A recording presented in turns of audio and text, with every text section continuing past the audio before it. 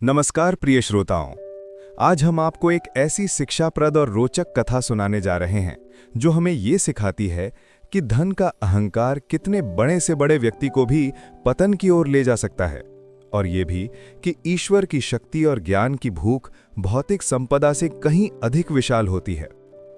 ये कहानी है तीनों लोकों के सबसे बड़े धनपति, धन के देवता कुबेर के अहंकार की, और उनके इष्ट देव भगवान शिव के पुत्र विघ्नहर्ता श्री गणेश जी की अद्भुत लीला की। सबसे पहले आइए जानते हैं कुबेर कौन थे। कुबेर लंकापति रावण के सौतेले भाई और महान ऋषि विश्वामित्र के पौत्र थे। उन्हें भगवान ब्रह्मा ने आशीर्वाद दिया था, जिसके कारण वो यक्षों के राजा बने और उन्हें तीनों लोकों के समस्त धन का स्वामी नियुक्त किया गया। आज भी जब हम किसी बेहद अमीर व्यक्ति की बात करते हैं तो कहते हैं कि उसके पास तो कुबेर का खजाना है। इतनी अपार संपत्ति, स्वर्ण और रत्नों के भंडार ने धीरे धीरे कुबेर के मन में अहंकार का बीज बो दिया। एक दिन कुबेर के मन में एक तुच्छ विचार आया।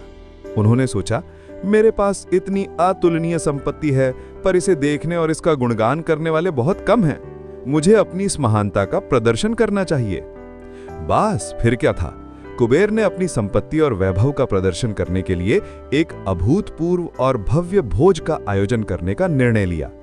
उन्होंने तीनों लोकों के सभी देवी देवताओं, ऋषि मुनियों, यक्षों और किन्नरों को आमंत्रित किया। अपने इष्ट देवता भगवान शिव का आशीर्वाद लेने वो गर्व से भरे मन से कैलाश पर्वत पहुंचे। कुबेर ने नम्रता का मुखौटा पहनकर अहंकार भरी वाणी में शिवजी से कहा, प्रभु, आपकी कृपा से मैं आज तीनों लोकों में सबसे धनवान हूं। मैंने अपने निवास स्थान अलकापुरी में एक ऐसा भोज आयोजित किया है जिसका वैभव स्वर्ग में भी नहीं होगा। कृपया आप माता पार्वती और पूरे परिवार सहित मेरे भोज में पधारने की कृपा करें और मुझे कृतार्थ करें। भगवान शिव तो अंतर्यामी हैं। वे कुबेर के हृदय में उत्पन्न हुए इस अहंकार की अग्नि को पहचान गए।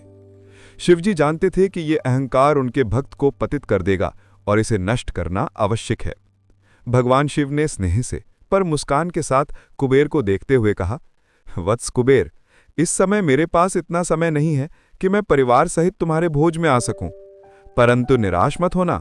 मेरा सबसे छोटा पुत्र लंबोदर श्री गणेश तुम्हारे अतिथि के रूप में अवश्य जाएगा। कुबेर मन ही मन प्रसन्न हुए। उन्होंने सोचा, छोटा सा बालक गणेश, भला वो क्या कर पाएगा? अगर शिवजी नहीं आए तो क्या हुआ, गणेश जी को भरपेट भोजन कराकर मैं अपनी धनवान होने की धाक जमा दूंगा। नियत समय पर कुबेर की नगरी अलकापुरी में भव्य भोज का आयोजन हुआ। सोने चांदी के बर्तनों में सजे व्यंजन, रत्न जड़ित कक्षों में तीनों लोकों के देवी देवता पधारे। अंत में वहां श्री गणेश जी पधारे। आते ही गणेश जी ने कुबेर से सीधे कहा, कुबेर, मुझे बहुत जोरों की भूख लगी है, भोजन कहाँ है? कुबेर उन्हें गर्व से भोजन से भरे उस विशाल कक्ष में ले गए जहां व्यंजनों के पहाड़ लगे थे। कुबेर ने उन्हें सोने की थाली में आदर सहित भोजन परोसा। क्षण भर में गणेश जी ने थाली में परोसा हुआ भोजन ग्रहण कर लिया।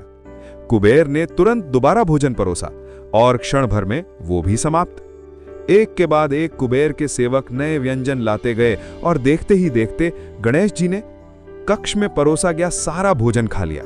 रसोई घर में रखा हुआ भोज के लिए बनाया गया सारा पका हुआ भोजन भी समाप्त कर दिया।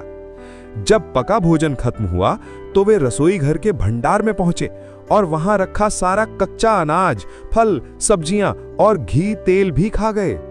लेकिन गणेश जी की भूख तब भी शांत नहीं हुई। जब सब कुछ समाप्त हो गया तो गणेश जी ने अपनी विशाल सूंड ऊपर उठाई और कुबेर की ओर देखा। क्रोध और भूख से भरे स्वर में उन्होंने कुबेर से कहा, कुबेर, अब और क्या है? जब तुम्हारे पास मुझे खिलाने के लिए कुछ था ही नहीं तो तुमने मुझे इतना बड़ा न्योता ही क्यों दिया था?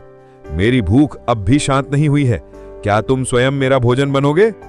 कुबेर घबराकर कांपने लगे। उनका मुख पीला पड़ गया। वे समझ गए कि ये उनके अहंकार का फल है।